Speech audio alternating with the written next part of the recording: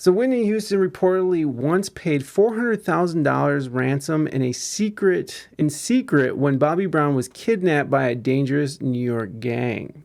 I never knew that. Now, Whitney Houston, I want to dance with somebody, The Bodyguard, the whole thing. And this all happened at the peak of her career. And at the peak of her career with The Bodyguard and the subsequential popularity of the soundtrack, at the same time, she's like at the top, and Bobby Brown is dramatically taking a nosedive. Drugs, alcohol, public, embarrassments, abuse towards Whitney. She really loved this man, but it's sad. And then look at this. Look at this. Back in early March, and their daughter died after she died, but it just seems like a very tragic thing. Drugs is fucking just terrible sometimes. Drugs can be so awesome, but mostly they're terrible. It just depends on the drugs. It's like those awful hard drugs that get stepped on, or that you have to crave, or that makes you so addicted that you physically will be ill without them. Those are the drugs that just leave that shit alone. Anybody listening or watching, just leave that shit alone. It's not worth it. There's some cool drugs out there that, in a time and a place, they're great.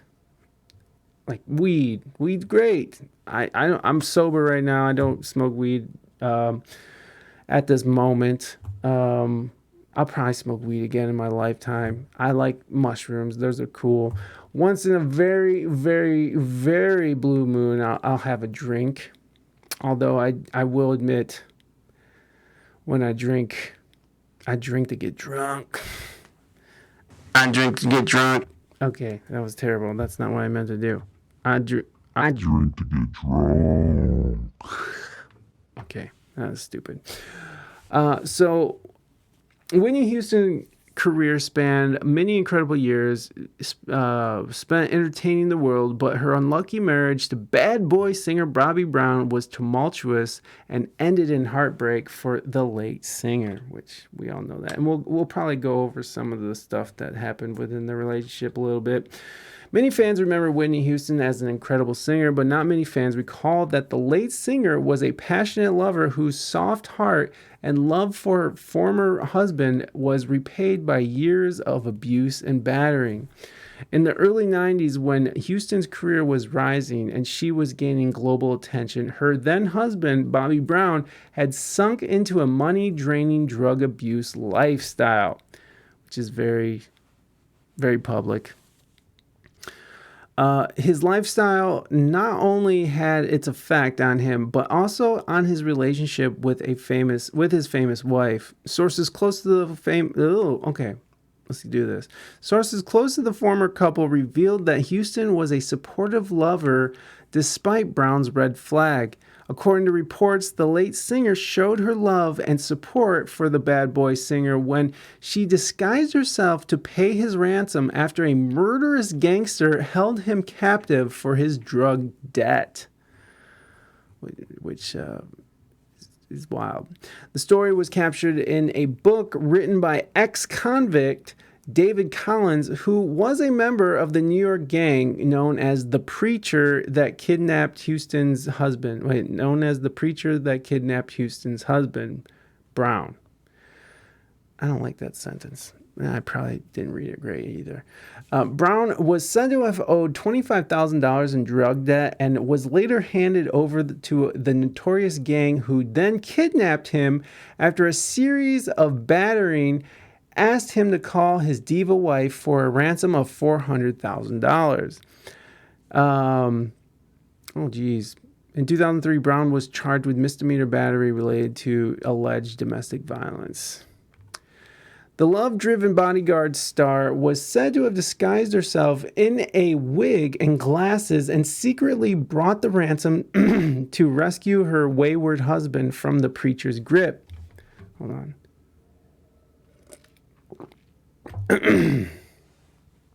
Excuse me. The preachers continued their drug-related raids, torturing victims who had no money to pay and cutting off their body parts before killing them in gruesome fashions.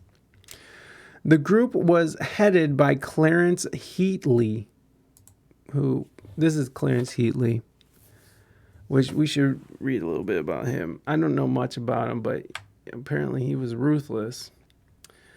Clarence Heatley, with his preacher crew, extorted, kidnapped, and even killed to gain notoriety on the streets of the Bronx and Harlem. New York City, baby.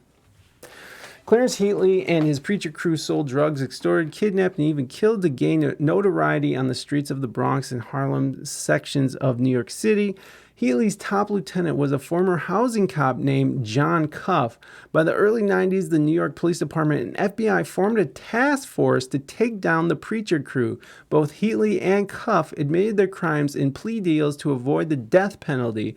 Heatley is currently serving his time at Florida's Federal Correctional Institution in Talladega. Early life and criminal activity. Little is known of his early years of Heatley, who was born in the early 1950s and raised in Harlem section of northern Manhattan in New York City. Said to have dropped out of school by the 4th grade. Why not? Fuck it. Heatley learned to handle himself on the rough streets of his neighborhood. He became increasingly involved in criminal activity, leading to a string of convictions in the 1970s for possession of firearms and robberies. Crimes with the preacher crew. Heatley, also known by such monikers as the Preacher, the Black Hand of Death, goddamn, and his preacher crew sold cocaine, crack cocaine, heroin, PCP, and other drugs, extorted, kidnapped, and even killed to gain notoriety on the streets.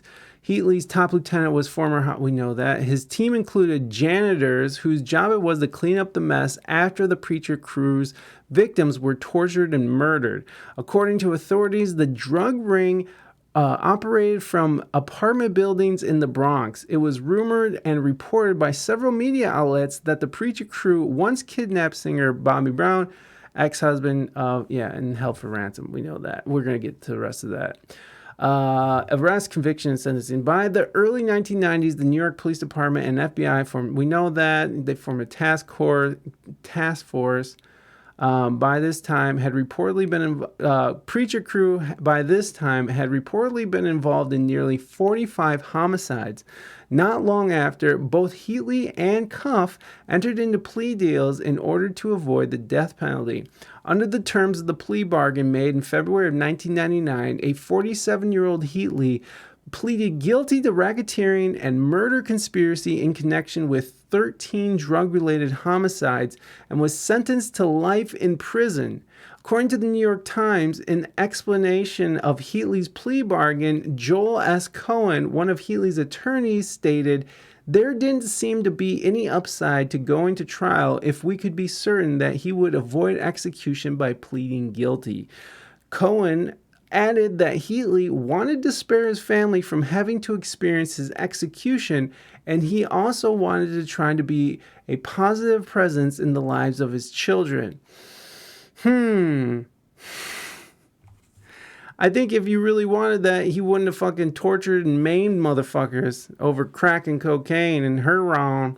According to authorities, Heatley acknowledged during his plea bargaining that he had made a substantial income from his drug dealing, with primarily involved the sale of cocaine, crack cocaine, from 1990 to 96. Heatley is currently, we know that. He has a son and a family. Heatley's criminal enterprise was also said to be known as the Family, in part of the involvement of his son, daughter, and girlfriend. His son, Shaka, who also cooperated with authorities, provided his inside account of the organization's methodology in a 1997 prison interview recorded by the documentary The Son of Preacher, the Black Hand That Ruled Harlem. Damn, so his son turned on him. Fuck. That's wild. That is wild. What is it called? Let's see what we can find. This motherfucker.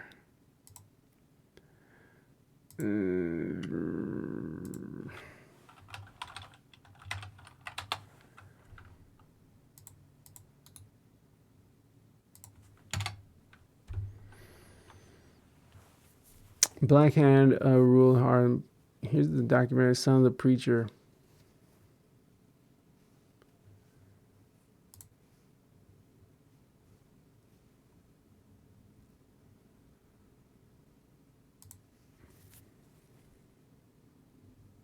In 1999, a company was created that brought forth a new wave of urban products from the streets, now known as street documentaries, hood movies, hip-hop DVDs, books, and magazines called Street Bibles. Since then, this phenomenon has exploded from the hoods across America to TV and now to Hollywood with big-budget movies with major stars. 10 years later, the company that brought you all of that stands strong as a leader in distributing the 888 Black Star Music and Video. The drug epidemic. Preacher had been kicking around the streets of Harlem since the early 70s, and everybody knew him by his nickname, the Black Hand of Death. He had 99.9% of Harlem under pressure. If a drug dealer looked like he was getting paid, so to say, he was driving a brand new full-size Mercedes-Benz, and Preacher liked that car, that was Preacher's. My father trained us just like the feds did. Watch. We took pictures of motherfuckers. If you're hitting every other drug dealer on the streets, 2,000 here, 3,000 here, 5,000 there, that's a lot of money. It adds up. We had a motherfucker over there, 125th Street, right? Fifth Avenue. Got a fish and chip joint. I think this nigga named Joe or some shit. You know what I'm saying? Got the fish and chip joint, right? My father, slick motherfucker. He take a Louis Vuitton bag, right? Cut up. My alarm's going off. Sorry, guys.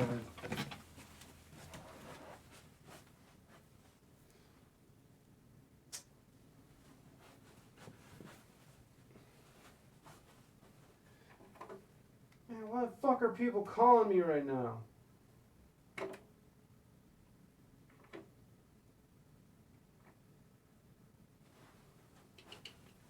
People trying to call me when I'm trying to look up some shit. Bruh. Trying to do stuff. Call me. Cut up newspaper. Stack it, right? He put like, I think it was like 20 stacks, right? On the top and the bottom is only $100 bill, but in the middle ain't nothing but paper. Got the shit stacked like bundles. Put it in the bag, right? Got the broad, right? One of my co-defendants, right? She's in there, right? The game plan is 2 dudes that was down with us, you know what I'm saying? Run up in there, stick the joint up, you know what I mean? That's the whole thing. They gonna stick it up, right? This nigga, this is an extortion move that he's doing. Stick up kids is up in there. They see the money, right, in the bag, you know what I'm saying? They stick the whole joint up. They don't stick the store up, they stick her up, but in the establishment. This nigga owe money now, right? That's the whole thing. How he owe money? That's what everybody want to know. How he owe money? Because she got robbed in your establishment with my money. You know what I'm saying? And the deal was that she came down here to do a deal with this nigga. So you set us up. That's fucked up. So he would stage a robbery with his own people in an establishment just to extort the establishment. It's like, this is your fault. You set us up. Now you got to give us money. That's so rude. That's that whole protection racket, right? Like, that's mobster stuff. That's old as time. It's like, listen, you're going to pay me money every week so that you are protected from anybody who tries to rob you or start trouble in here. And you don't have a choice because we'll rob you and start trouble in here. So you're basically, protection is from the mobsters who are offering you protection. That's fucked up. But this takes it to another level. That's nuts. Wait a minute, they all paid, because if they didn't pay, Preacher would pay him a visit, or he would order his people to pay him a visit, and they'd wind up dead. The Preacher's main lieutenant was a man named John Cuff. Cuff is the leader of this whole shit, right? So he know what to say and everything. Cuff got some motherfucking, before we get there, he gets some cards from the funeral home, right? Got the cards, stacking them shits, right? Boom. We go down there, right? And we ain't got the broad with us. We go around there, the motherfucker that's running the joint. The whole game is, Cuff tell him, yo, where the owner at, man? Tell him he need to call me, you know what I mean? Motherfuckers robbed my girl in your store and everything, you know what I'm saying? And if he don't call me at a such and such time, y'all need to call this number. And threw the stack of funeral cars on top of it. Oh, Jesus. John Cuff was an ex-New York City housing cop. As a cop, he provided protection and bodyguard work for Preacher. So if they were driving through the neighborhood and were stopped. No, cops aren't dirty. Cops don't ever do any dirty business. John Cuff had a shield where he would probably be let go and not given a summons or anything further would happen. My father's the boss of the whole organization, the whole Preacher crew. Cuff was a lieutenant of the whole Preacher crew. Malik was the sergeant of the janitors of the Preacher crew. He was in charge of a group of members who were known as the janitors. The janitors were the people that had to clean up the fucked up shit. Like with dudes who was trying to earn their bones, or even dudes that already had bones that shot a motherfucker and he lived. The janitors come and clean that joint up, you know what I'm saying? And when they come clean that up, this dude ain't getting away. And you couldn't be a janitor unless you killed somebody. So he was valuable because every hit that he ever went after, he never missed. You know what I'm saying? He killed every victim that he ever had to go get, and he liked it. Tell me about when y'all would get sent on a hit to go do a hit and how it was all orchestrated. Okay. For detail. Right. Well, it all depends on certain type of hits. In other words, basically the character of the individual and the situation that it was, right? Because in some hits, it only be two of us. In some hits, it'd be four of us, right? But there's only one person that's going to do the hit. But no matter what, there's always going to be somebody to back you up. But it was a case. And the balls it takes to sit there, look somebody in the eyes, like, tell me how your father orchestrated murder. And go. That's a very uncomfortable place to be, unless I don't know. This dude looks pretty comfortable. He seems like he's good at his job. But there's uncomfortable stuff. I know when I'm talking to people, and I know that there's an uncomfortable subject that needs to be addressed. I don't dance around it, but it's not comfortable. It's not comfortable because you know that you're bringing up some shit that's sensitive or whatever the subject is. So, but I'm like really nervous about that kind of shit. So I'll sit there and be like, and then I'll just go straight for it. But it takes me a little bit, almost like talking myself up, like, okay, you gotta do this, you're gonna do this, let's go. Whereas, an individual might be around too many people. So we need to cover this, so this way this dude don't get away. Because Preacher was very, very careful. He was, he's a very smart man. People in the streets would talk to my father and tell him shit about people. You know what I'm saying? And he always knew where a motherfucker was at. You know what I'm saying? So all we had to do was from there, we follow him. You know what I'm saying? A few days or whatever. You know what I'm saying? We get, intel on him. You know what I mean? Get the pictures. We do the same thing like the feds would do. You know what I'm saying? We switch up 2 or 3 cars, sometimes 4 or 5 cars. Masks, tape. You know what I'm saying? We follow, we know basically his route, you know what I'm saying? And what happened is, our main objective is to find out where he thinks nobody knows he's at. You know what I'm saying? Like far as, okay, this is his down low chick, or that's his mama house, you know what I'm saying? He moved us somewhere, or this is his house where he moved in Jersey or whatever, you know what I'm saying? A lot of these niggas want to go to Jersey or some shit, you know what I'm saying? So they do shit like that and we right behind them. This is a part of the game also. The snatch kid is a part of the game. The stick-up kid is a part of the game. A lot of motherfuckers be so naive that they not paying attention to what the fuck is going on. You know what I mean? You play this game, you should be worried about the police, such as should be worried about niggas like us. Because all this shit is a motherfucking package deal, man. You can't have one without the other. It's impossible. On New Year's Eve, 1992, emergency units responded to a call. A dude ended up sticking up a guy that was down with us, sticking up his spot. And so that's one of the things about that, you just get so comfortable. Like, you did something, you have something coming, like anytime that I was involved in any kind of crime shit, I'm very paranoid anyways. I would be very, not only careful, but like worried. I'd be very worried that the cops are gonna come busting in at any moment, or I was never worried about like gangsters coming after me because like I never really messed with anything that gangster. I mean, I was around like I remember there's a Mexican dude that I used to like hustle some substances. Allegedly, this Mexican dude. I remember he was pulling out the shit, and his gun was there, and I was like, "Oh shit, there's a gun."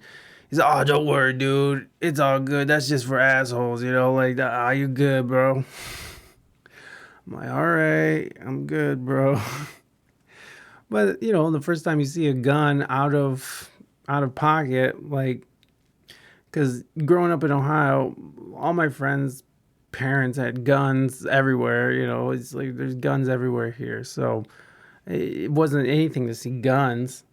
And it's like I'll see people walking around stores around here with their open carry. I mean, concealed carry and open carry are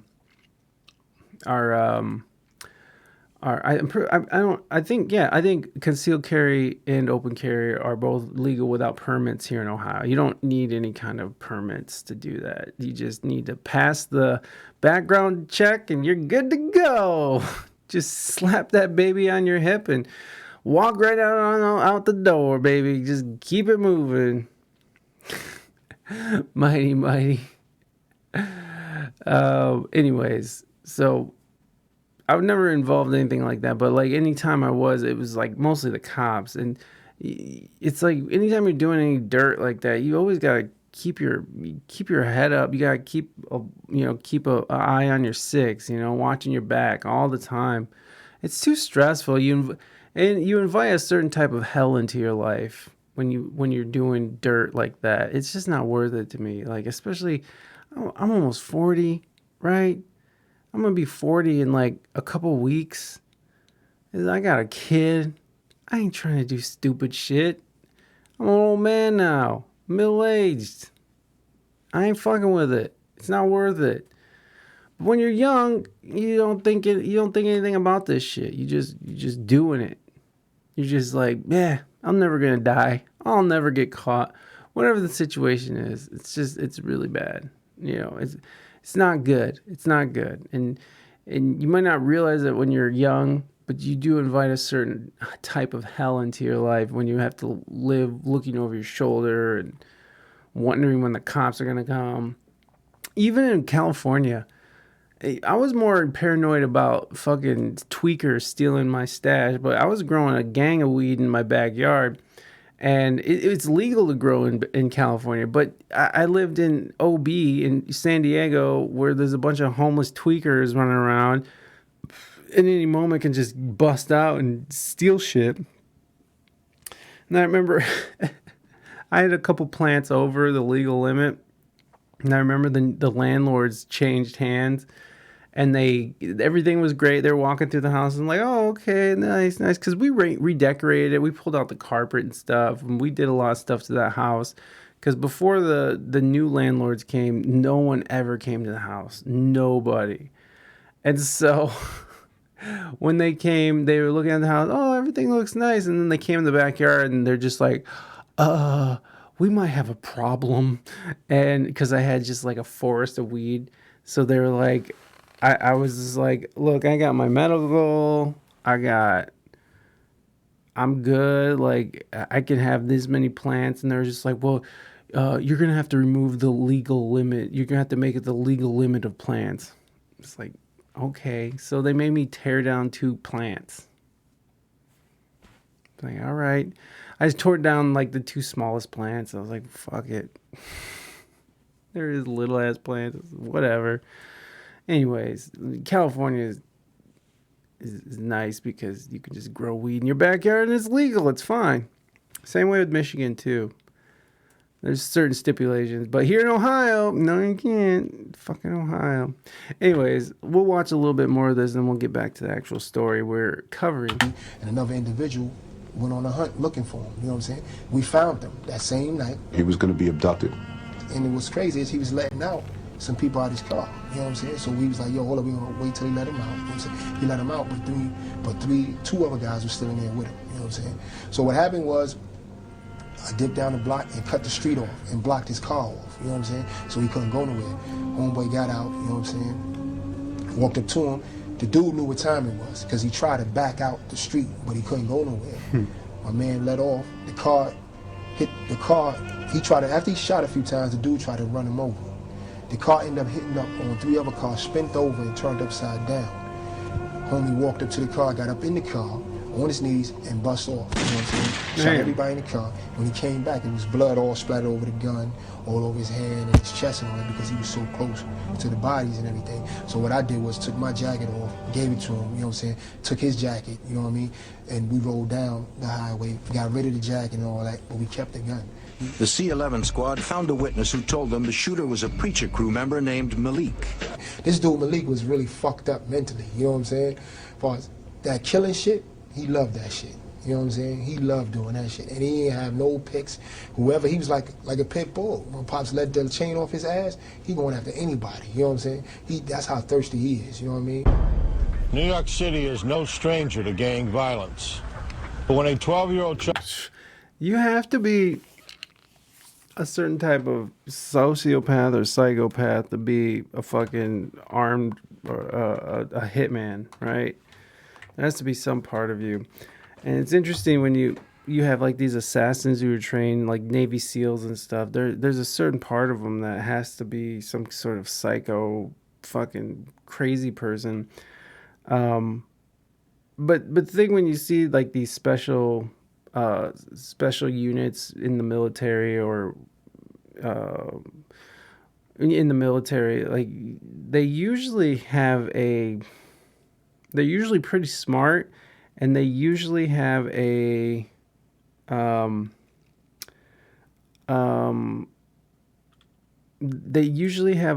disposition, and they also have like they have this murderous side of them, but they also have the ability to handle the operations that they're put forth on them, to be able to control that.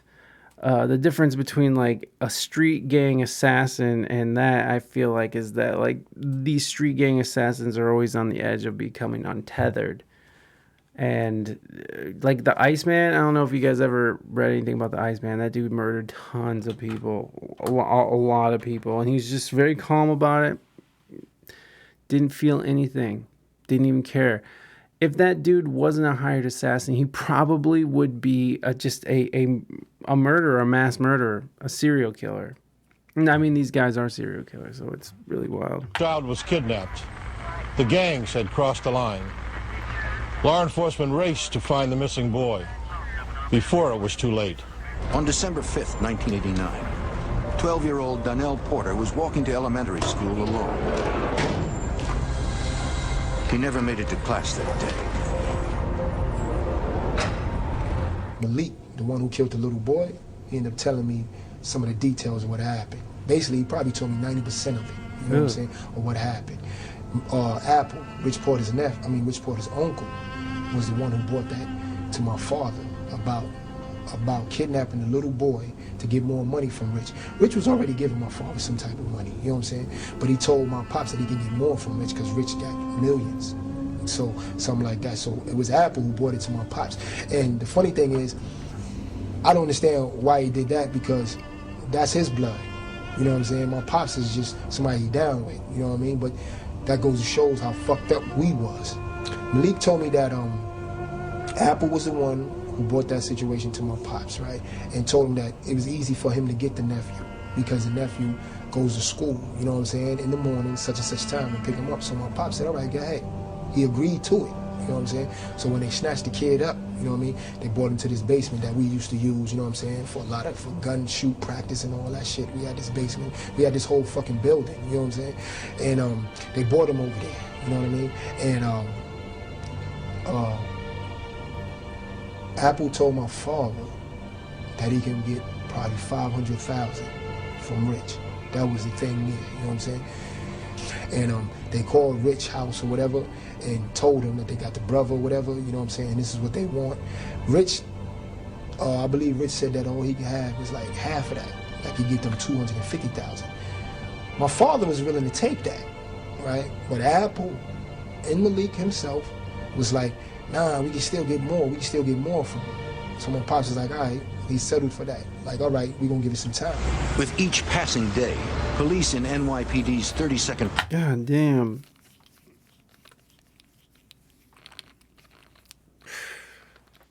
It's fucked up, man. Little kid.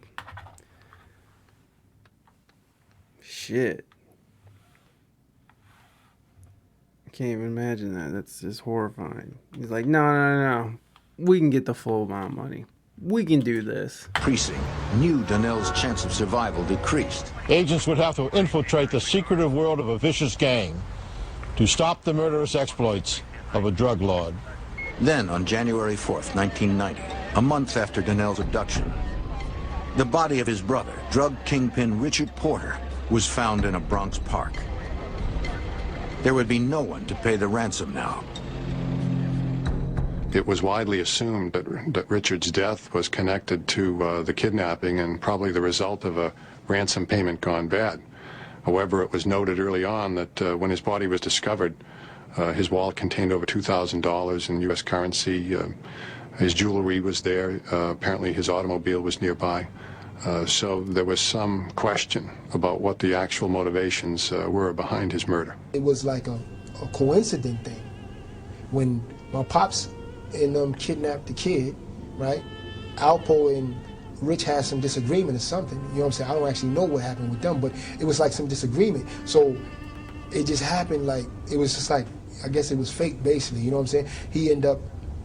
Alpo ended up killing Rich Porter and all that, you know what I'm saying? Before the brother got killed. So by the time that happened, it was definitely no money. You know what I'm saying? My pops knew that there wasn't no money. And I believe that was one of the reasons why he said, let the kid go. Apple told my father nah and nah because he seen our face and everything, you know what I'm saying? And he was scared about this and that. And my father didn't agree on them killing the dude, you know what I'm saying, the little kid. That's why to this day my father, you know what I'm saying, got so much time, you know what I mean, got that life plus like 225 years, you know what I'm saying? Because he told the federal government shit, but he said that he didn't agree to that, which he really didn't, you know what I'm saying? That was Malik and Apple's doing. My father was like, nah, let him go. And my father ended up leaving the basement, and them dudes ended up killing Shorty. That's what happened. And killed the little boy in there, you know what I mean? But my pops didn't agree to that. My pops, he was all the names that anybody want to call him, you know what I'm saying? Vicious, a monster, and all that shit. But he wasn't with all that about killing no kid, you know what I'm saying? So he didn't kill the kid, you know what I mean? He didn't agree on that, you know what I'm saying? And when he did it, it was a surprise to him, and he was really pissed off with that. It was another tragic killing in Harlem that might go unsolved. He did that to the kid. Like, how did your father see Malik or even Apple? Or like, how did that play out? As far as I know, my pops called Apple a piece of shit. He called him that with the fact of him bringing the idea of kidnapping his own nephew. You know what I'm saying? He's like, he a worthless piece of shit. You know what I mean? Like that, he already was pissed off with him about that situation. At some meetings, Preacher would call for a vote on the fate of gang members who had fallen out of favor. If the majority voted thumbs down, Preacher ordered a murder. Then with Malik, he said Malik is what he said? He said Malik is out of hand. You know what I'm saying? He already realized he was out of hand. He was too much. You know what I'm saying? This dude Malik was really fucked up mentally. You know what I'm saying? In March 1994, Preacher called for a vote on Malik, the janitor who had done the drive-by shooting. He believed Malik could no longer be trusted. He started expressing himself as far as he wanting to do more things than what he was capable of doing. And my father used to always say that some people is just meant to be bronze, not brains. Preacher summoned Malik to headquarters. The setup was to get him down in the basement, you know what I'm saying? Sometimes you gotta put a rabid dog down, am I right? Am I right? And you gonna bang him out. If you went down there and you were followed in there, you know, somebody was behind you, you weren't coming out alive. They got him down there because they told him that they wanted to show him something. You know what I'm saying? He got down there. Matter of fact, they wanted to show him a new gun. That's what it was supposed to be. Got him down there, told him, yo, turn the music up for a minute. When he went to turn the music up, blew his brains out, right then and there. My father told them to chop him up, you know what I'm saying, so they could get rid of the body because he's a major link to us, you know what I'm saying. And then he had a tattoo on his own about us. You know? At Preacher's command, other janitors used a circular saw to dismember Malik. Damn. They poured acid on Malik's arms to remove gang tattoos that could link him to the crew. Then they left the body parts in several crumbling, abandoned buildings. They kept Malik's head in a refrigerator for a couple of weeks, and they kind of paraded it around on a stick. When it happened, Jack and my co. God damn, that is some Game of Thrones shit right there. Putting heads on a pike. Set an example. Defendant Pop was playing soccer with this nigga head on the roof. Oh, shit. Kicking this shit around while I was wrapped up in the plastic bag. These niggas is bugged out. They was playing with this nigga head. In response to increased violence. I think I've had about enough of this guy. That's fucked up. That's fucked up. So that's a little bit about the Preacher crew, which I didn't even know all about that shit. But anyways, let's get back to the main story. So the group was headed by Clarence Heatley, and after their popularity, the gang became a target of law agency who later arrested principal members of the group, including Heatley. As for Houston, as of Houston, life with Brown after the touching 1993 incident did not get any better, as the singer was said to have been subjected to various abuse that included battering. In 2003, Brown was charged with misdemeanor. The touching story that she had to dress up and be in disguise and pay $400,000 to get her drug-addled fucking loser of a husband out of trouble. During their 15 years together, I Look to You singer visited rehab 3 times, with most close friends calling their union a living hell. The union was marred by their mutual drug abuse problems. After the divorce, the couple fought over custody of their daughter, Bobby Christina, who died in 2015, a few years after her mom died from drug-related issues. That's just a sad story, man. Because Whitney Houston, I love Whitney Houston. She's so good. And I remember as a kid, I loved, her. She had some cool songs, and just looking at her, she's just so beautiful. And I just never thought that she had this kind of problem. And then you see all these problems come out over these years. It's pretty sad. It's a pretty sad story. So here's the interview with David Collins. Now, this is the guy who wrote a tell-all book about the incident and about his life in the Preacher Crew gang. And this is him talking on the incident. So we're gonna watch this. Oh golly, that's loud.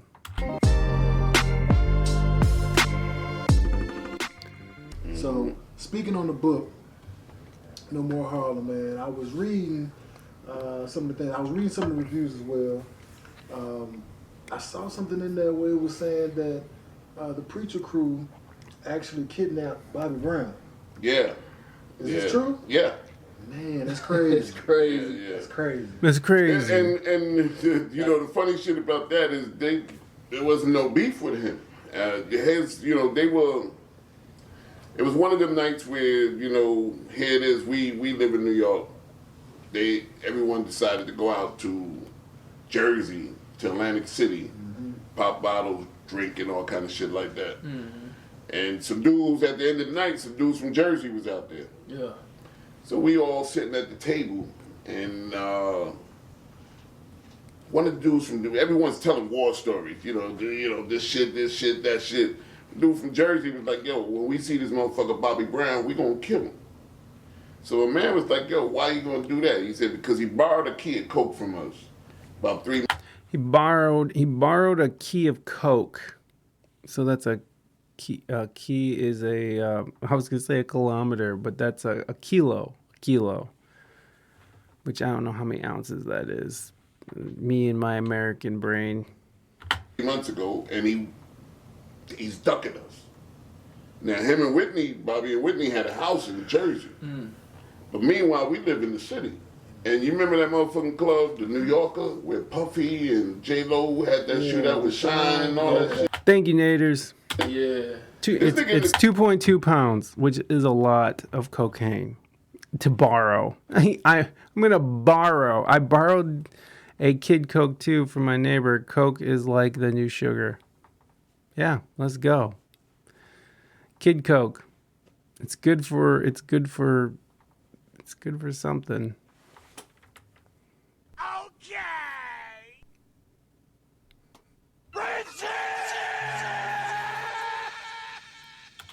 The club every night.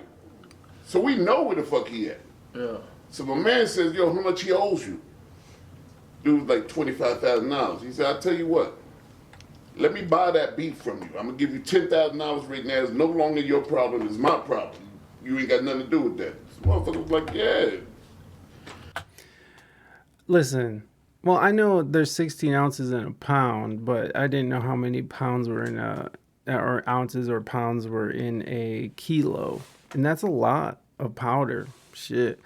You don't borrow Coke, you use it. Well, duh. Bobby Brown's dumbass. What? I mean, first of all, well, I could see from the perspective of the drug dealer. It's like, oh, this is Bobby Brown. He's good for it. Was he gonna stiff me? Nah, he ain't gonna do that. Yeah, he is. Because you can't trust drug addicts. You can't trust drug addicts. They're gonna fuck you over. Rule number 1, don't trust a fucking cokehead. 2 1/4 pounds of jam weigh about a kilogram. Nice. Let's go. Let's get that jam, son. Anyways. Can I borrow? Can I borrow some? So we gave the nigga $10,000. We went back to the city, and we got a girl in the Harlem. Probably one of the baddest bitches that you can find. You know, she's a Harlem chick. We got her dressed up, sent her down to the club. First night, this nigga ain't say nothing to her. The next time we went. Moving Dutchman, you better keep that. You better stop going around and getting going those super spreader events. I remember all my dissimulation saying from 1971 when the UK switched. Yeah, it helps. Wait a second. The UK was pounds. Oh yeah, because didn't it come from a king's foot, like feet and foot, and you guys switch. The metric system measures 3'3". A meter measures 3'3". It's longer than a yard. You see, yes, a meter measures 3'3". It's longer than a yard. You see.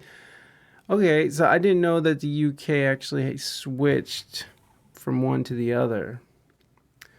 The U.S. is just never going to switch. It's us and that other country. I can't remember what the other country is, but us and one other country in the world are just like, we're going to still measure shit by the king's foot. Because that's how progressive we are. That's how forward thinking we are. Down there, this nigga was all on her. And so she was like, yo, I can't hear you. You know, let's go outside. We had a van outside up the street. And she walked the nigga right to the van. It was really, really easy. This nigga, he walked right. He walked straight into it. And we opened up the door, grabbed that motherfucker, pulled him in. Now here's the funny shit. They brought him back to the Bronx. Yeah. Brought him into the building. And had him in one of the apartments. Again, preacher, he took everything he wanted. Because why not? The yard was the distance from King Henry VIII's nose to the tip of the middle finger of his outstretched arm. From this day forward, this is a form of measurement. A liter of water is a pint and 3/4. There you go. We're getting schooled right now, y'all. Cathosaurus is coming through with the knowledge. I'm terrible at that stuff. I'm just like, I know, like, no, I don't. Never mind. I don't know anything. You know what I'm saying? If you was a drug dealer and you came down. Dissimulation, y'all. Let's go.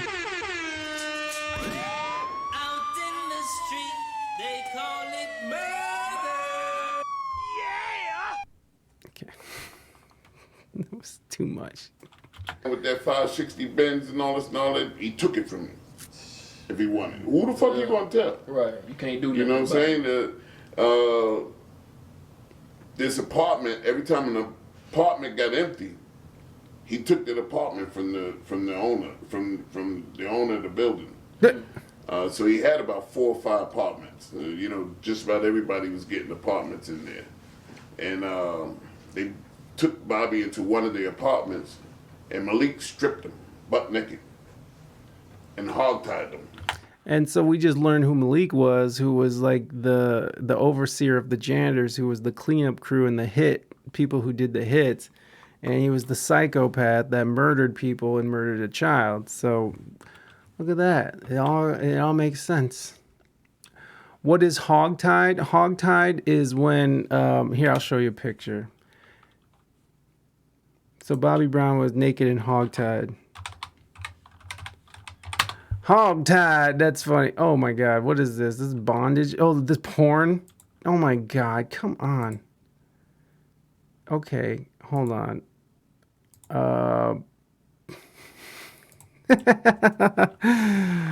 No.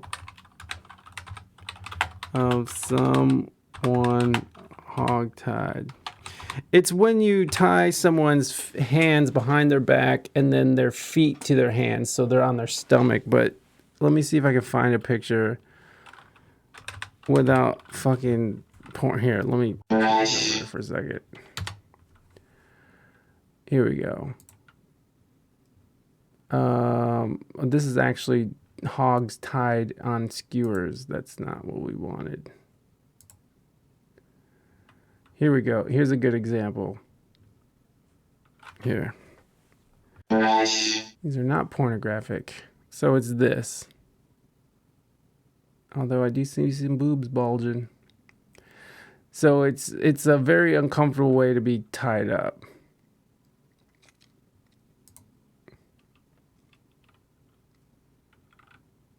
Booba. Hell yeah. And it's also a bondage thing. Okay, I'm not going to keep going down because I feel like it's just going to get worse and worse. Police or porn, either one. Either will do. All right, let's go back to homie because this dude is telling that story. Man. Was a weird dude from Virginia. Mm-hmm. He was he had military background. Mm-hmm. You know what I'm saying? And he was like, who the fuck? They was like, this is Bobby Brown. This is the singer. He's like, yo, sing the fucking song. This nigga hogtied. This nigga hogtied butt naked. He's like, sing the song. This nigga, I don't want to sing. He said, no, sing the fucking song. This nigga like, he kicked him on the floor, grabbed this nigga by his dick, and started burning the hair on his nuts. Oh, shit. You better sing the song. Every little step you take. Oh, every little step I take.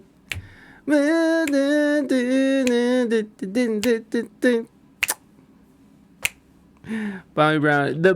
I just saw a video of Bobby Brown losing his cocaine on the Arsenio Hall. This motherfucker bends over and picks it up and puts it back in his pocket while singing his song. This shit is tight. Oh shit. This the and so but when they had him for a couple of days, and eventually they got on the phone and talked to Whitney and told her, this shit is serious. Don't go telling nobody and all this. You come here and get this. She had just made the movie The Bodyguard, mm-hmm. and she came to the fucking Bronx by herself in a cab with a big ass pair of glasses and a wig, with $400,000 in the bag to come get that motherfucker. Because Whitney was a fucking gangster. Hell yeah, get Whitney, you do it. So I don't care what the fuck she was doing, smoking, sniffing crack, or whatever the fuck she was doing. She came to get that motherfucker. Damn. Because I don't know whether she walked into the she walked up into the apartment, threw the fucking money on the floor, and said, "Where the fuck is Bobby?" Damn. And here it is, you got gangsters sitting there with guns in their hands. You know what I'm saying? Threw the money on the floor, went in the room, untied this motherfucker, like, where the fuck is clothes at? And come on, this nigga crying and shit. you know. Yeah. But I guess it wasn't his prerogative, huh? Yeah. It's my prerogative. Holy shit, that is gangster as fuck, dude. Yeah. But she was gangster. She was gangster. That's crazy. She didn't have no type of like fear in her. She went straight in there. Yeah, she came to get that motherfucker. Yeah. She loved that dude. She loved that dude. Damn, that's crazy. She really loved that dude. That's wild. I'm gonna go ahead and give that a thumbs up. Thank you guys. That was a great interview, great thing. So there was never any official police report, and there was no, they've never talked about this, Whitney and Bobby, in any kind of interviews. So, it's all hearsay of ex-convicts, right? But I can see it when as Bobby's career is going down the shitter, he's getting more addicted to cocaine. I could see this happening. So I don't know if this actually happened, but I mean, their relationship was very tumultuous. So, anything could have happened in this shit. So it's sad, man. It's a very tragic story, honestly. Our friendship was so deep. Hold on, I want to find Bobby Brown loses cocaine, Arsenio. Look at this shit. This shit's hilarious. Watch this shit. Yeah. Here, I'm gonna mute that.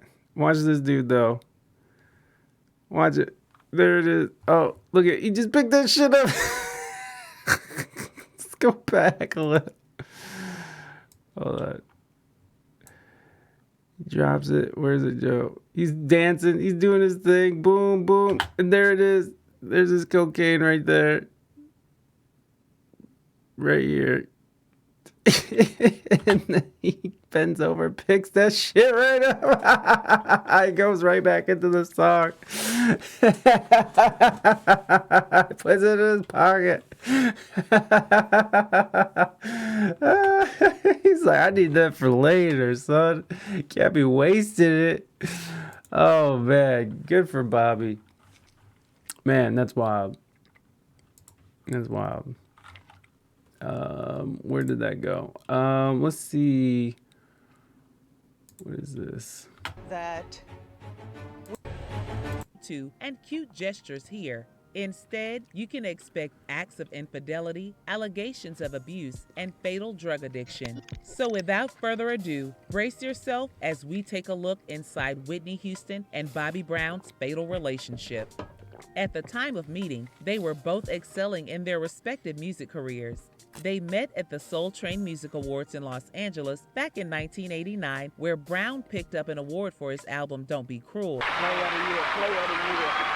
Macaroni to the bone. Is that Don, what's that dude's name? Don, the fighter, the guy who represented the fighters? Don King, Cathosaurus, coming in for the save. That is Don King. The promoter. The promoter, Don King, is giving him an award. That's crazy.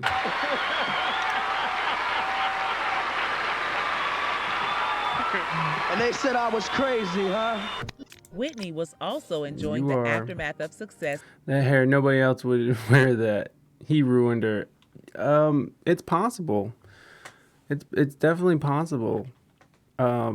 Drugs probably had helped, but yeah, I mean, people, that's the thing about relationship, is that you literally could lift each other up, or you could tear each other down in the worst ways. I know I have a friend who dated a girl and they both sort of lost their virginity together, and the relationship was so tumultuous that she just sort of spun out, and she was already fragile, and she was an actress, and she moved to LA a couple times, and she actually studied in London for acting. She was a great actor. I don't know what she's doing right now. I haven't talked to her in a couple years, but she ended up getting really heavily addicted to drugs, and I mean, I don't doubt that relationship didn't push her. So definitely can. I mean, I've been in toxic relationships where we push each other to just horrible things, saying terrible things to each other.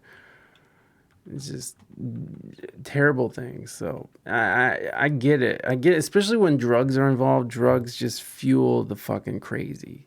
So no good. It's no bueno. From hits such as How Will I Know, Greatest Love of All, and One Moment in Time, which had all taken the world by storm. Almost immediately, it was clear that Houston had the hots for Brown, both personally and professionally. She would later tell Rolling Stone magazine that she thought he was hot. He was on fire. Apparently, Houston was sitting behind Brown. I mean, I'm sorry, but Whitney is way hotter than Bobby Brown. I mean, and I know what a hot dude looks like, all right? I'm not afraid. I'm not afraid to say dudes are hot. There's no comparison here. Well, I mean, she's just better looking than him. That's all I'm saying. Down at the awards with some friends, she had accidentally hit him on the head whilst hugging someone else and had linked over to say sorry. He didn't seem too impressed, and he asked her to make sure it didn't happen again. He's like, don't let it happen again. Implying that he didn't like her too much. Houston, however, saw this as a challenge, and before long, the couple were dating. Fast forward a few months, and talk of dating had turned into... While pegging someone... This dude was straight licking her neck. Let's go. Pegging. To marriage. However, Houston actually turned down Brown's first proposal. For her, the time wasn't right and marriage just wasn't part of her plan. Some people also questioned the suitability of the pair, owing to the fact that Brown was a bad boy, publicly known to have been shot, involved in gangs, and already the father to 3 kids with 2 other women. In contrast, Houston had a squeaky clean record, was loved by the world, and wrote cute songs about love and monogamy. Despite her initial concerns, Houston eventually gave in to Brown's charms. It's always those good girls. It's always those good girls, right? She was brought up in the church. She had to have this squeaky clean image. Like, that's part of the image, too. Like, that wasn't an accident. Like, she came out of the church. She's, this Christian woman who... They always want the bad boy. They always want the bad boy. Just ask Reina. She just wanted the bad boy. Hey. Bobby Brown got better looking in the 90s. Yeah, you could. Yeah, but in the 80s, homie was. He had character. Yeah, they got to save the bad boy. Yeah, yeah, that's a good point. I could save them. I could change them. And listen, sometimes it works because, I mean, it don't always work. Look, I'm not saying that Bobby Brown's an ugly ass dude. That's not it. But in my opinion, Whitney was a much better looking human being than Bobby. Like in this picture, homie wasn't. Yeah, I agree.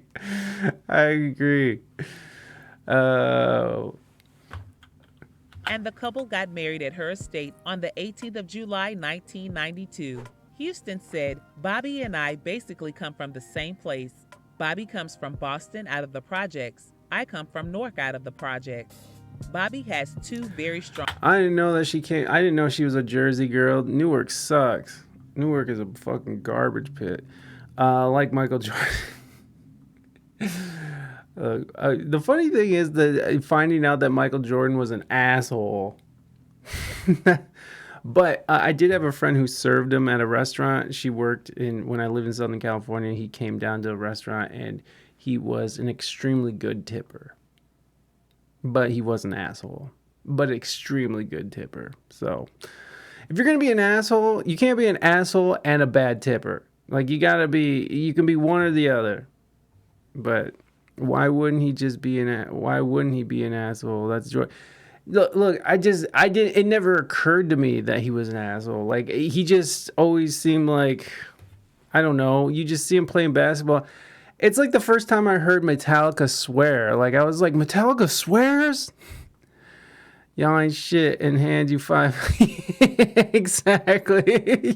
Y'all ain't shit. Here's 50K. Shut the fuck up. Get the fuck out of my face. No, you're right, because Jordan was, I mean, he was and still is, one of the greatest basketball players of all time. So, I mean, I get it. When you're really good at something, that can go to your head. Like, I don't like it when I worked with some musicians who were like just excellent, top tier musicians. I had no business being in the same room with these people.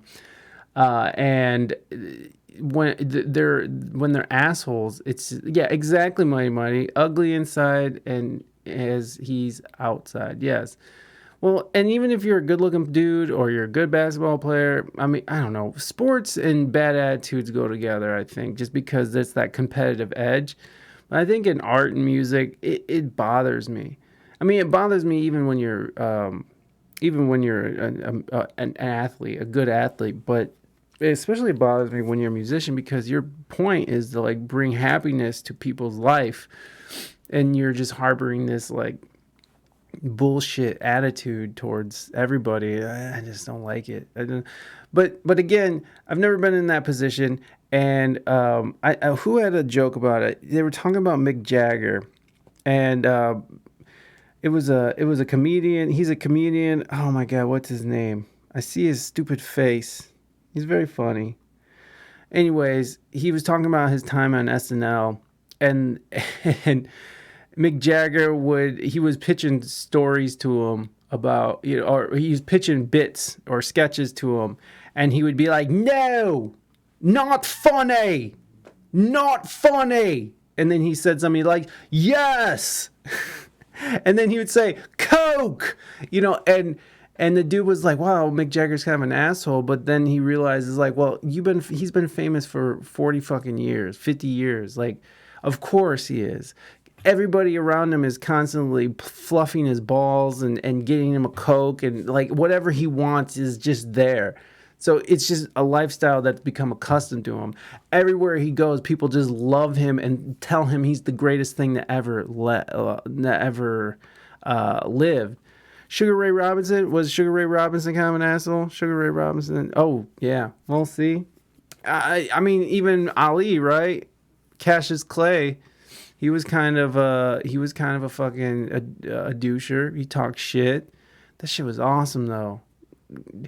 Muhammad Ali was one of the first people to invent hip hop. He just had his little nursery rhymes and shit. He was a good guy, yeah. But he would talk that shit. He talked that shit. Yeah, Robinson, 124. Yeah, that's going to have your ego, right? Your ego is just out of control. I mean, there's been times in my life where I thought I was the shit and I've acted like the worst thing I've said to somebody was like, "Why are you in my way?" as I'm trying to go in to get that was the white side of me though. That was the white side of me coming out. That was my Darren coming out. Sugar Ray was 28 with that record, man. Damn. Man fought till he was 40 something. Yeah, I know a little about boxing and sports in general. I just don't know anything about it, but that's crazy. That is crazy though. I mean, because I do know about fighters, right? Like fighters, they have a very short career span. And it's like, it's a young man's game for sure. And you could only take so many hits to the noggin before you start becoming punch drunk. And I mean, look how Muhammad Ali ended, right? Like his ass was in a wheelchair shaking and shit. You know, like that seems awful. You get punched in the fucking head that many times. These MMA guys, yeah, that shit's wild. I can't imagine that. But it's just ego is a thing you gotta rein in, or else it can easily get out of control. And yeah, I mean, I've never been in that position where it's like, everybody's walking around fluffing my balls and handing me Cokes whenever I want. Who was better, Bobby Brown or Genuine? Genuine was better.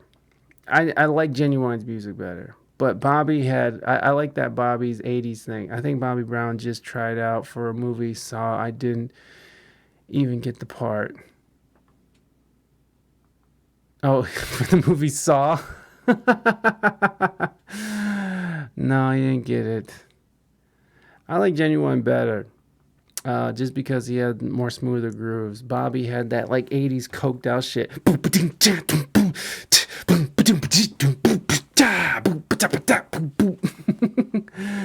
Oh shit.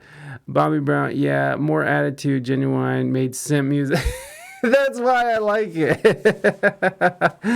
Bobby had like 2, I think. Yeah, no, he had a couple. He had and even the Ghostbusters. Remember, I think Ghostbusters theme did well too. Too hot to handle, too cold to hold. You call the Ghostbusters and you're in control. I think that hit something, especially the third album Genuine made. I don't know albums. I'm bad at that stuff. I just know like these are the songs I like, and I don't even know the names of them because I'm just bad at all of this. Genuine had 4 good albums. Yeah. Simp music. I'm there. Bobby Brown made yeah. There you go. Ghostbusters 2, and Almost Leave the. Exactly. No one cared about Ray Parker Jr.'s song anymore. They're just like fucking too cold to hold. Call the Ghostbusters and you're in control. Oh yeah, baby. But yeah, no, they had their time in the light. I like Genuine trying to like use his knees now, like where he's trying to get low. He's just his knees, like, oh my god, it's Smokey Robinson dancing, dude. Smokey still got it. Let's go. Genuine was the ultimate simp in 2001 with his lyrics. Hey, whatever. He's bringing it, though. Simps unite. I gotta say, though, I've never been a real simp like that. I've never been one to be like, oh, let me buy you a drink. Let me buy you stuff. Let me do stuff for you. I was just like, listen, if you're not in it, then I don't care. I remember I was at this bar. I was at this comedy club in Cleveland, and like these 2 girls came up and was like, do you want to buy us a drink? And I looked at them, and they had glitter all over them, and they had their boobs out. And I was like, what are you guys, strippers? And like, they were. And they're just like, ugh. I was like, I'm not buying you anything. And then I turned away from them. And they were so mad at me because they were trying to get me to buy them a drink. And what? No, I'm not buying anybody a drink. But if you had to think who is better group, New Edition versus whatever group, Genuine's, and now I guarantee New Edition will beat the brakes off them.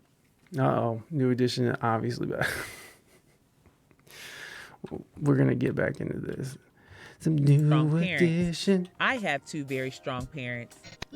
She had also developed a liking for bad boys after dating actor and comedian Eddie Murphy earlier in the 1980s. Oh, no. In the aftermath of their wedding, Vanity Fair suggested that they were made for each other. And like Ginger, Bobby gives charge to the pure image of Whitney while she graces him with a veneer of class. He is. She's just like weird looking dudes. I think she's just into weird looking dudes.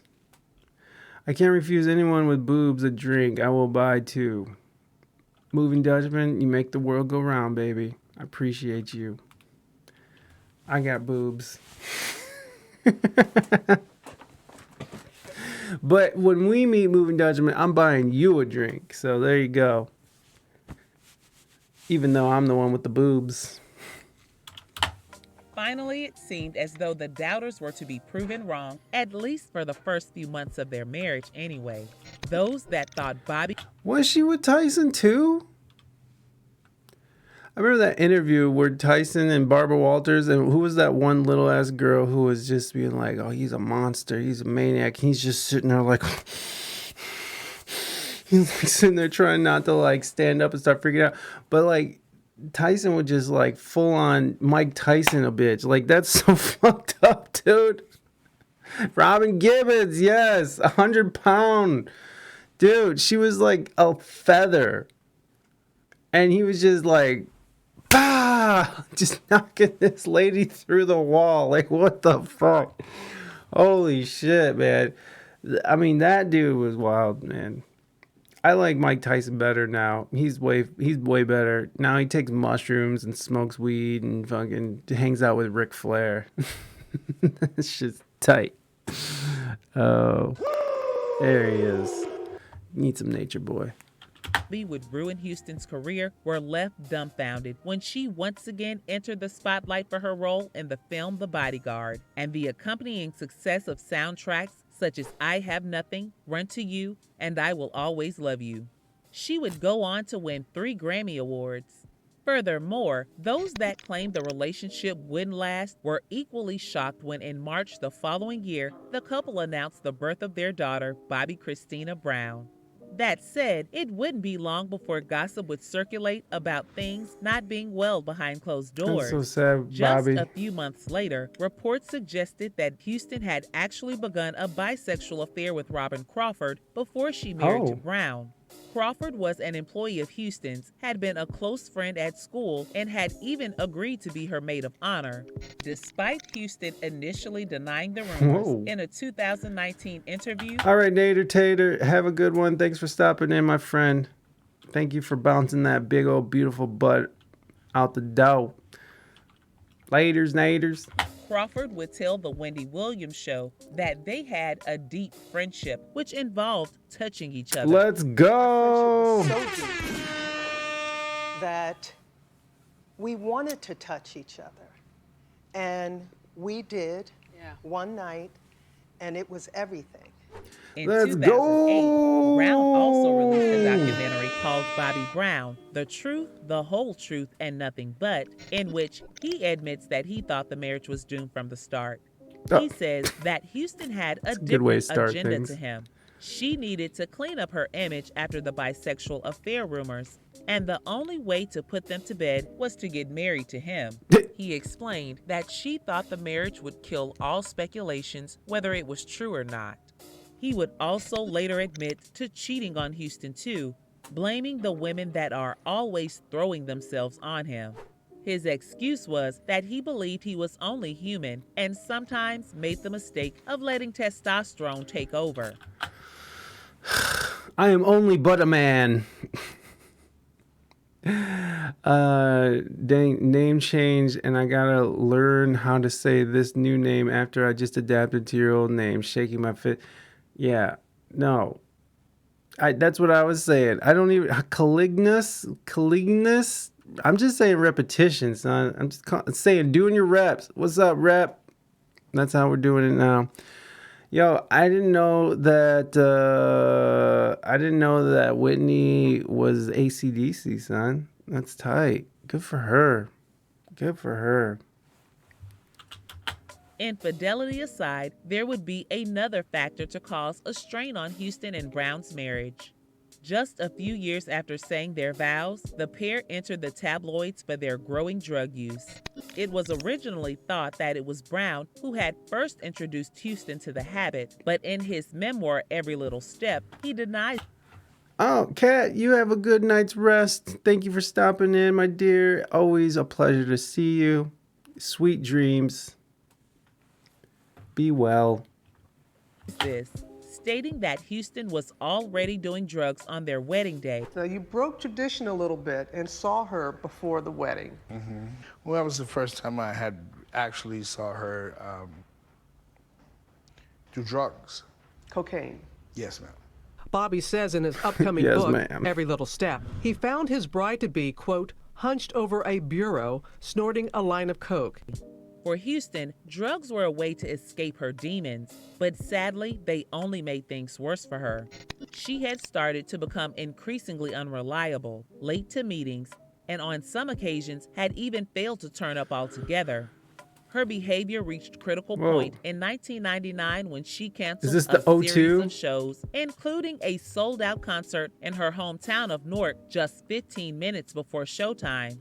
Apparently, Whoa. all of her fans were seated when the word came that she had developed throat problems and wouldn't be able to sing.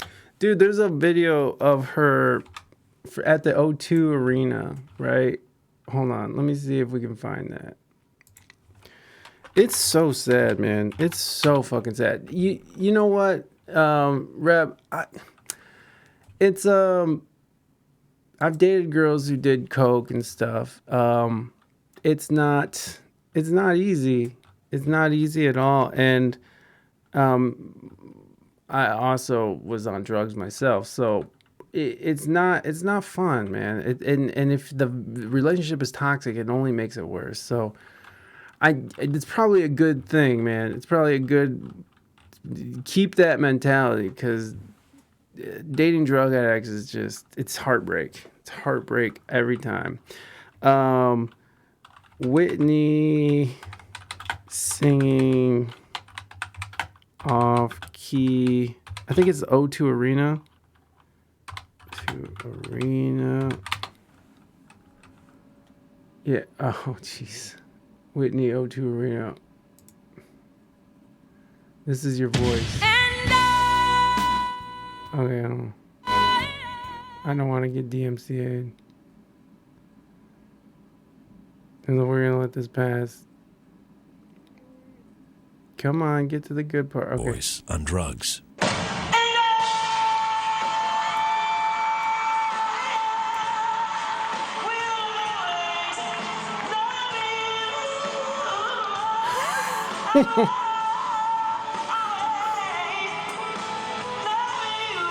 Any questions?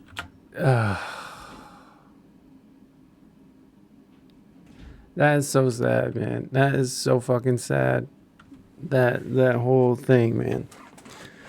Yeah, I remember that shit, man. I remember when that came out. They were talking to this British couple who was like, "It was awful. It was just terrible.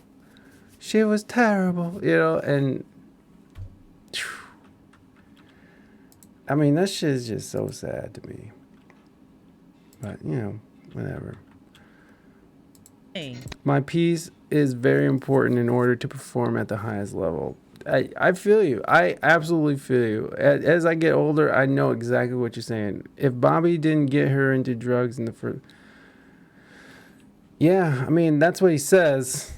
That's what Bobby says. Then nobody can blame him. I mean, listen, after a while, you can't blame anybody. Because if you're continuing to do this and keep going down this vicious cycle, then at some point you got to take responsibility for your actions. And after years of being a drug addict, you have to do that. Like when I tried quitting heroin, I lived in a house full of addicts, and our dealer was staying with us all the time. So I had to quit with it around me all the time, with our dealer, who was this little Italian girl, R.I.P. Leah. She's dead now. But, I had to quit that. And you know what actually helped was my wife, and who was very instrumental in making me want to quit as well. Because she was just such a good person. And I was just like, oh man, I really like this person. I need to get my shit together. And she's the one who got me off of drinking. But after a certain while, and I'm not a sober person. I still drink once in a while, but it's a very rare thing for me to drink. You sweet, sweet boy. What's up, Cliff? Good to see you, my friend. Everybody, go give Commie Cliff a follow. Commie Cliff is here to say what's up. I gotta remember how to do this. Did I do it? How we doing? Doing good, baby. Doing real good. How's Idaho? Idaho or Iowa? I don't know which one it is. It's good. It's the good stuff. Also, everybody, go follow. If you haven't followed Samo, go follow your boy Samo. He's a salty mug who we love very much here. If you're just joining us, like Commie Cliff is, we are watching the terrible relationship between Bobby Brown and Whitney Houston after we were talking about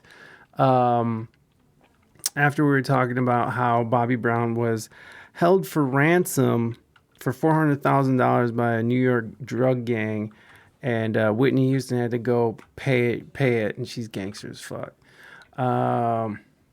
What world problem are we solving today? None. We're just feeling bad for Whitney Houston. She was on drugs. According to NJ.com, one fan was so upset, they said, I would never go to see her again. Yeah. How do you cancel a concert at 8 p.m.? Fans would also go on to comment on how much weight she had lost when she arrived at a Michael Jackson commemorative concert looking incredibly thin. Goddamn. Needless to say, the tabloids had a field day. Despite the rumors of drug dependency, her publicist made a statement which explained, Whitney has been under stress due to family matters, and when she is under stress, she doesn't eat. The passing of her father from heart disease didn't help things, and the news of one of her closest mentors being ousted from Arista Records would only make things worse. Is that Clive In March Davis? 2000, she was due to perform at the Oscars, but the performance didn't go ahead. She said that she had backed out because of a sore throat, but other sources claimed that she was dropped due to a poor rehearsal. By 2002, Houston finally admitted to having a problem in a primetime interview with ABC's Diane Sawyer. She said that she used pot, coke, alcohol, and pills, but denied ever using crack, famously saying, "Let's get that straight, okay? I don't do crack. I don't do that. Crack is whack." Crack is cheap. I make too much money to ever smoke crack. Let's get that straight, okay? Oh, dude, this is the saddest shit, but oh god. Let's get that shit straight, son. I am too rich and famous to be smoking crack. Crack is whack. 2000's more powerful and talented couple, believe it or not. These two were more tamer than Blueface and right? Oh my god. Same. Jesus Christ. You are right about that. I think that because Whitney died right before social media really took hold. Could you imagine if she and Bobby were still together now and they're still up to their old antics? They would be all over fucking social media. So they escaped the social media thing. Not Bobby Brown, he lived through it, but I think he's still going. But I do cocaine, okay? I'm not a peasant. We don't do crack. We don't do that. Crack is whack. In both 2004 and 2005, she entered a drug rehab facility in an effort to clean up her life, but sadly, efforts were unsuccessful. In 2006, Brown's sister leaked photos to the National Enquirer of Houston surrounded in her bathroom with clear evidence of drug use. At the time, Brown said he was doing everything he could to help her, insisting it takes two to make things work. Whilst Houston was busy battling her demons, Brown too was fighting his own, and they would regularly lock themselves away in corners of their home to get high away from the sight of their daughter. Oh God, that's awful. If I was her, I'd embrace it. Yeah, fuck it. You know what's funny? I kind of believe Bobby. Maybe, who knows, man? Like, who really knows? In 2002, he was arrested in Atlanta for being caught in possession of pot and speeding whilst having no proof of insurance or driver's license. He posted bail but was taken to a nearby DeKalb County jail where he was wanted for failing to appear for previous driving charges in 1997. These separate events included driving under the influence, speeding, failing to maintain a lane, and having no proof of insurance. He was released on a $10,000 bond. In 2003, he was also arrested for hitting Houston after a weekend altercation. Apparently, officers were called to their home when Brown had explained he was going to beat her. Damn. Shortly after, he had hit her with his right hand, resulting in visible injuries to her face, including a bruise on her left cheek and a cut inside her upper lip. A verbal confrontation, and he had made the comment to her that he was going to kick her. And at that time, he took his right hand, open right hand, and struck her on the left side of the face. About an inch circumference bruise, visible bruise on the left side of her face. Let's not forget that Bobby is Mr. Battle Royale, last man standing, sadly. He is, man. He even outlived his daughter.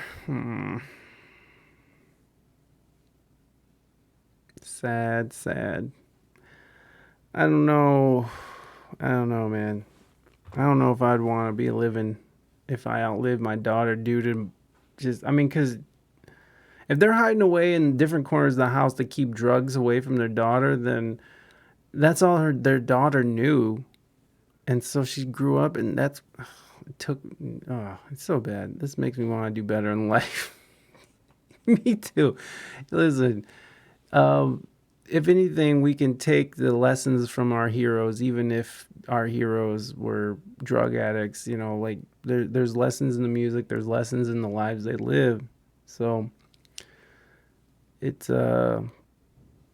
sad and horrible, but it's also important that people see these sort of situations, because the way that celebrities are painted as, royalty or gods, they're just humans just like us. They all make mistakes just like everybody else. They sin. They suffer. And, people need to know that and not think that these lives are just these perfect little lives that are airbrushed and photoshopped into this picture perfect, picket fence living. I took lessons from Ali. Don't have parasites around. Listen to your body. And my friend's problems ain't my problem. It's good advice.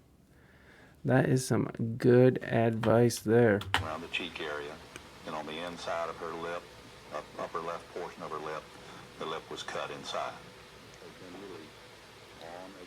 Remarkably, Houston supported Brown in court, and after he was charged with battery, she told reporters outside that we're still together.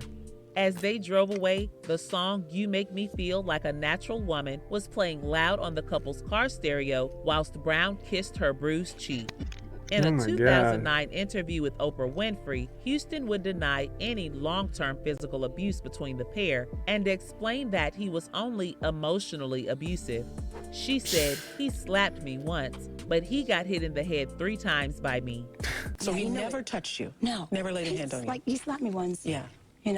But he got hit over the head 3 times. Yeah. By you? By me, yeah. Yeah. Mm-hmm. You know what I'm saying? Because I was like, okay, you're going too far. So that was the barrier that you held. That Right. Once you touched me. But emotionally? Yeah, emotionally. As he spoke, his words, horrifying. Regardless, in 2005, the drug use and infidelity finally caught up and the couple separated.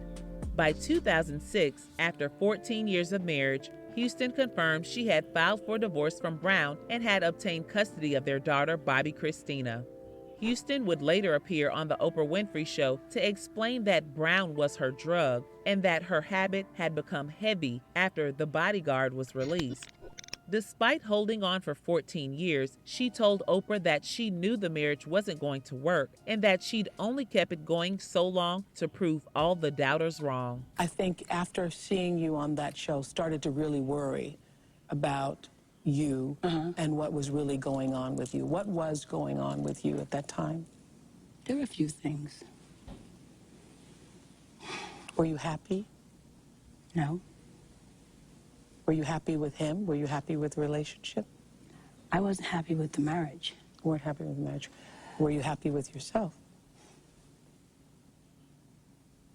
I was losing me into that. Into the marriage? Yeah, by trying to be pleasing. Were you also trying to, because the world had said it wouldn't last 6 minutes, were you also trying to prove the world wrong? I was determined to prove them wrong. Well, I mean, in some sense, you know, again, kind of going back to that church upbringing, she grew up in the church, and there is this sense when you're a part of a community or church community where, you know, you have to maintain an image of perfection, and like you live without sin, and then take that image on a worldwide scale where, you know, you're one of the greatest singers to ever live, and you have this image of purity and, you know, a life without sin. And, you know, that became a big part of her life. It was ingrained into her since she was a young child. So, I can see how she didn't want to listen to her body, and that she wouldn't keep doing something and going for strangers' doubts. And I can see why she was judged constantly her whole life. So I can see it. I know, you know, you looking at it from a different perspective, you know, it's like just change your ways, but it's not always so easy to, especially being isolated in fame.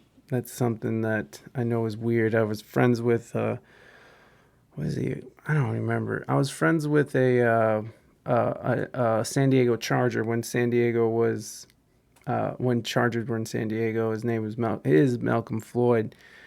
And I remember how isolated that dude would be. You know, he just felt isolated. He couldn't go anywhere in the city. He couldn't do shit. And he was friends with me because I was a musician, and he was an aspiring musician. But also I didn't know who the fuck he was. Like, he just worked out in the park behind where I lived.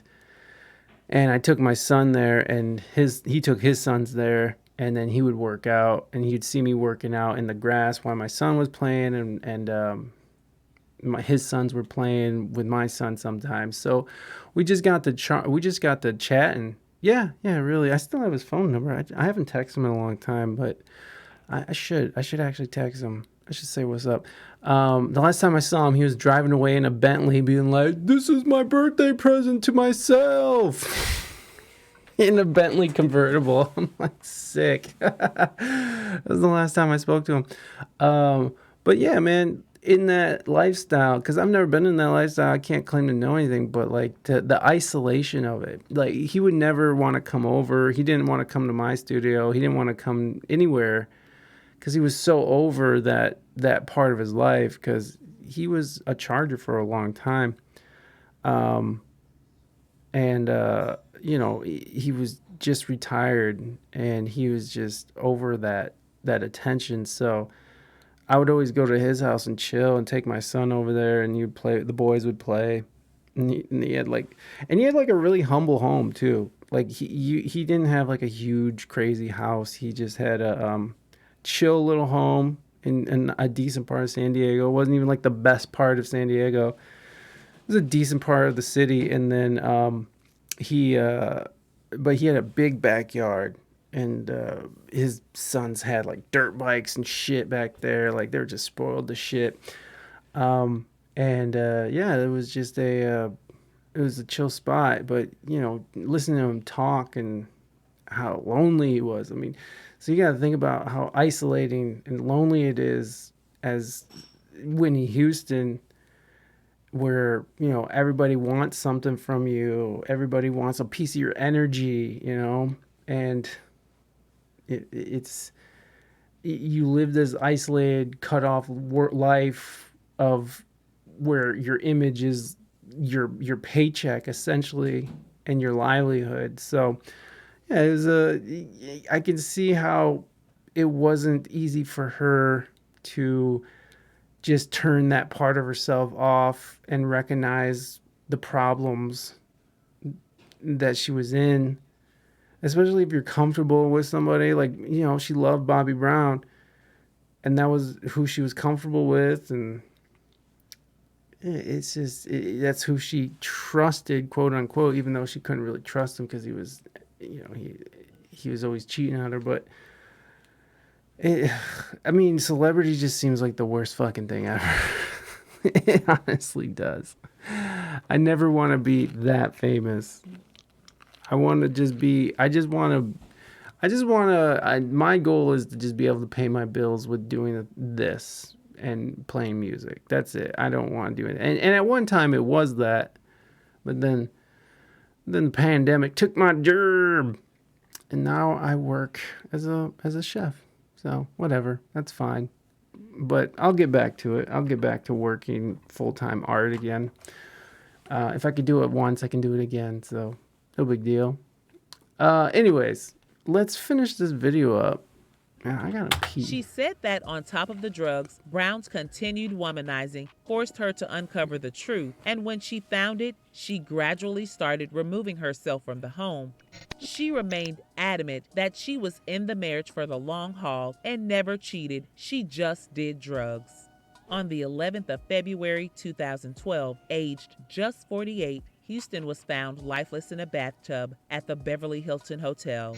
The official cause from the coroner was accidental drowning, with evidence of heart disease and coke in her system being contributing factors. Singer Whitney Houston, one Don of the greatest voices Lemon. of our generation. CNN has gotten confirmation from her representative, has died.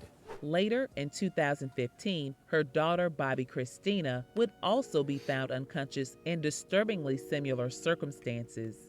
She was discovered in a bathtub at her Georgia home, where doctors placed her in a medically induced coma. 6 months later, she passed away, with immersion associated with drug intoxication being the underlying cause. When she had been discovered in the bathtub, cannabis, alcohol, and other prescription drugs had been found in her system. Following her demise, Brown pressed for Bobby Christina's boyfriend, Nick Gordon, to be held accountable, and as a result, he was found liable in a civil case. Damn. In January 2020, he passed away as a result of an overdose. Furthermore, Brown's son, Bobby Brown Jr., who he fathered with Kim Ward, also passed away in 2020. He was found lifeless in his California home, with the combined effects of alcohol, coke, and fentanyl being cited as the cause. In March 2021, Brown called for those responsible for his demise as a result of the accidental overdose Is that to be held Kanye? responsible. Whitney Houston and Bobby Brown's troubled relationship with drugs had catastrophic consequences, both for their marriage, their careers, and their loved ones.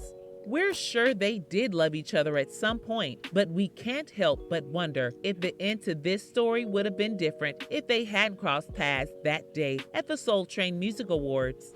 That said, there is no denying that Whitney Houston leaves behind a remarkable... Yeah, definitely. Dirty Grapevine. That's who produced this video. Fucking great job. Great job on the video. Oh my god, that is the saddest shit, man. That is the saddest fucking shit. Such a talent. Such a fucking talent. Depression will ruin a life. Ruin mine at a point, but it's not